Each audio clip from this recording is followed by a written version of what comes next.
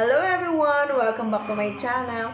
So, ang tuturo ko sa inyo ngayon is kung paano gumawa at maglagay ng channel art or cover sa inyong YouTube channel. So, let's go!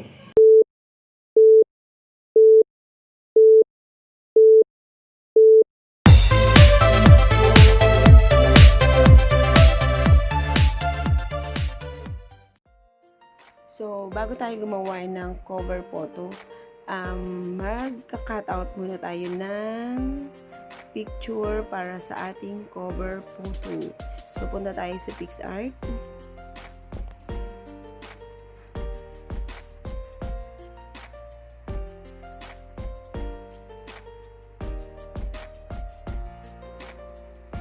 And then, all photo. So, pili lang tayo ng So, itong sasakyan, close lang natin to, and then, pili natin yung cut out, and then, try natin itong person.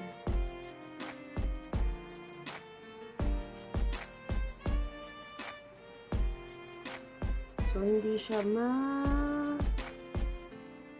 mabasa. So, kulayan na lang natin siya. Cut out na lang natin siya.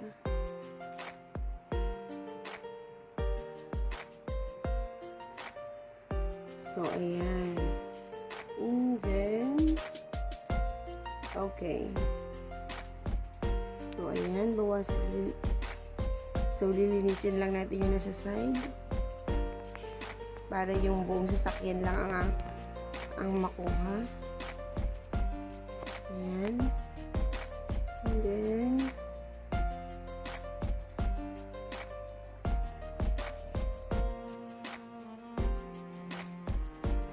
so, ayan. And then, save natin. So, ayan. And then, save. Save. Save. Gallery. Done. Okay, done. And then, punta naman tayo sa thumbnail kung saan makakagawa tayo ng YouTube cover ng hindi na tayo mahihirapan. So, meron ng size dito. So, kailangan mo ng application na to, thumbnail maker. So, punta tayo dyan.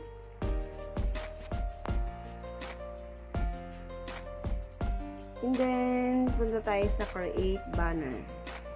So, dito, meron na siyang mga ratio. Ayan. 1.1, 16:9, 9. Yan. So, ito sa TikTok, 9.16. Ito sa Facebook. So, ito. Dito mo makikita, YouTube cover, YouTube thumbnail, YouTube tablet. Balik ulit. So, eto. So, dito tayo sa YouTube cover. So, itong application na to, hindi na tayo mahihirapan para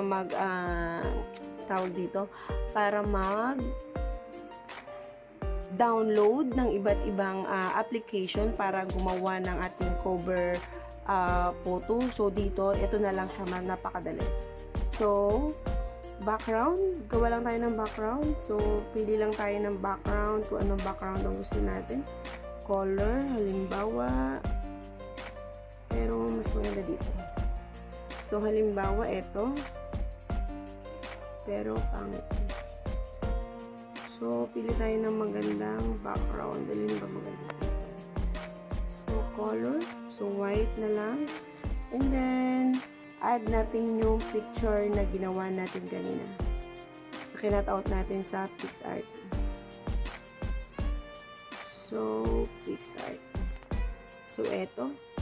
Ayan. So, ayan.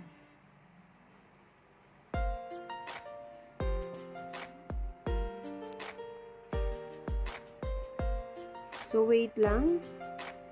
Lalagyan lang natin siya ng lalagyan natin siya ng borders. Yan, white. okay na. And then, save again. Save. Done. And then, balik ulit tayo doon. Thumbnail maker. Okay. Gallery. And then, punta tayo sa PixArt. And then, so, ayan. Copy lang natin yun. And then, ayan. So, andito na siya. So, yan. So, kailangan natin siya medyo liitan kasi lalagay natin siya sa pag sa cellphone kasi gusto ko kitang-kita. Pero kung may laptop ka or computer, okay lang na malaki kasi kitang-kita siya doon. Pero pag sa cellphone, kalahati lang yung kita sa kanya or yung gitna lang. So, kaya kailangan natin siya liitan kapag sa cellphone. So, dadagdagan natin siya ng text. Okay? For example, my dream car. My dream car. O, ayan. So, yan. Lagyan lang natin yun dyan. And then,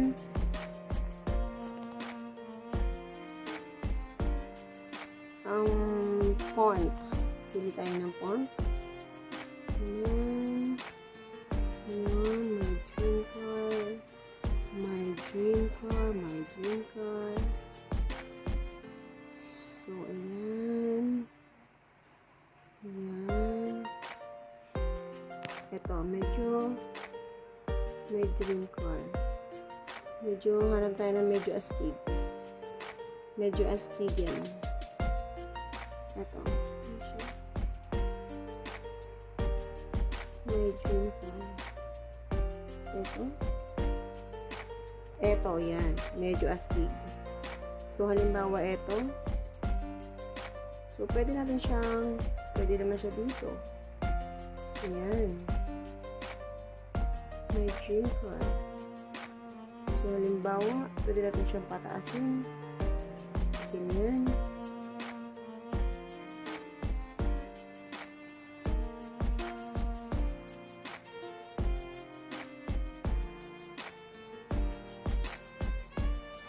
Color.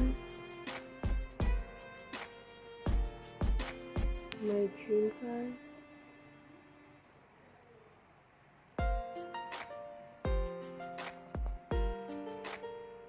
Color, so pili tayo ng background. Palitan natin ng color ng background. Gawin natin this one. I-3D natin to. Yan. So, para kitang-kita siya. Tapos, ito.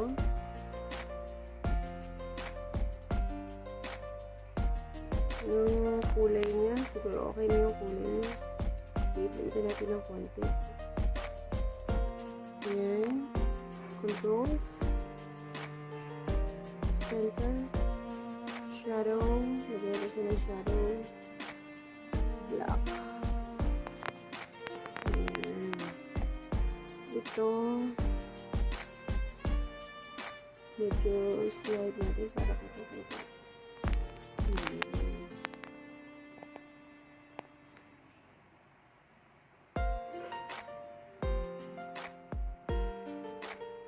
So, pwede ka mamili dyan kung medyo fade ang gusto mo. Ayan. Ayan, ayan. Ayan. Kung ayaw mo ng pure na red, yung background mo. So, ayan. Mamimili ka lang. Ayan.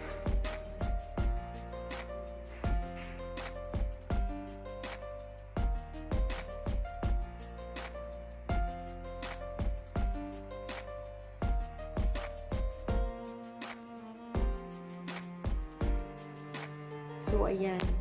Ito yung gamitin natin.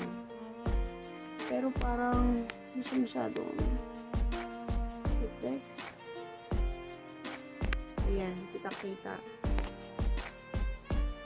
So, example lang naman to. So, okay na to.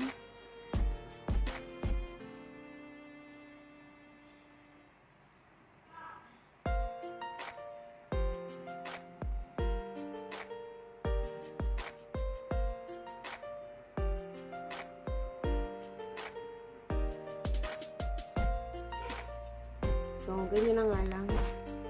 Pero parang masyado siyang malaki. Liit-liitan natin siya.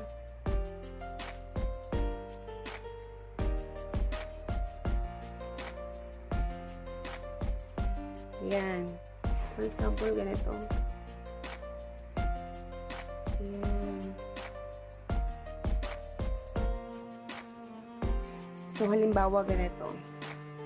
So, ang pangit. So, example lang naman to. And then, save natin siya. Save. So, bahala na kayo gumawa kung anong, paano nyo siya gagawin. So, bahala na kayo. And then, exit tayo. So, punta naman tayo ngayon sa Chrome. Ayan. So, and then, dito, punta ka sa YouTube. Make sure na naka-desktop site. And then, click mo tong ayan. And then, click mo tong your channel. And then, customize channel.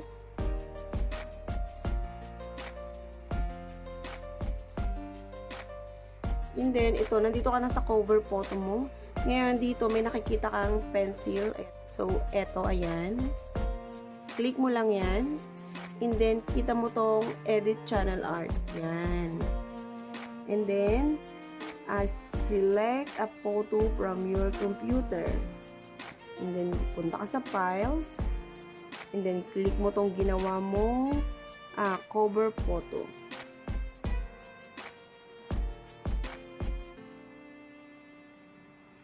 So, ayan. So, ayan na. Pwede mo siyang, so, makikita mo sa computer, so, medyo nasa gitna siya. Pag sa laptop, ayan, medyo okay lang, sakto lang. Sa cellphone, medyo tabi siya kita ng konti. So, pwede mo siyang i-adjust dito. Adjust the crop. So, ayan. So, ayan. Hindi siya masyadong kita pag sa mobile, diba? So, pwede mo siyang isentro. Ayan.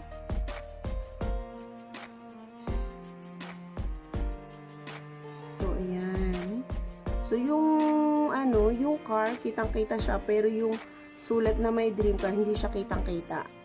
So, and then, pero pwede mo siyang i-edit ulit. Paliitin mo siya ng konti para kumasya siya dito sa screen, dito sa gitna. Okay? And then, pag isi-set mo na siya, select, and then yan, wait, it's saving. So, ayan, andyan na yung ating cover photo. And then, punta ka sa YouTube channel mo. Ayan. Your channel. Iyon. So, nandyan na siya. So, ganun lang yung kadali. So, yun lang. At sana may natutunan ka ngayong araw na to. At thank you so much. God bless.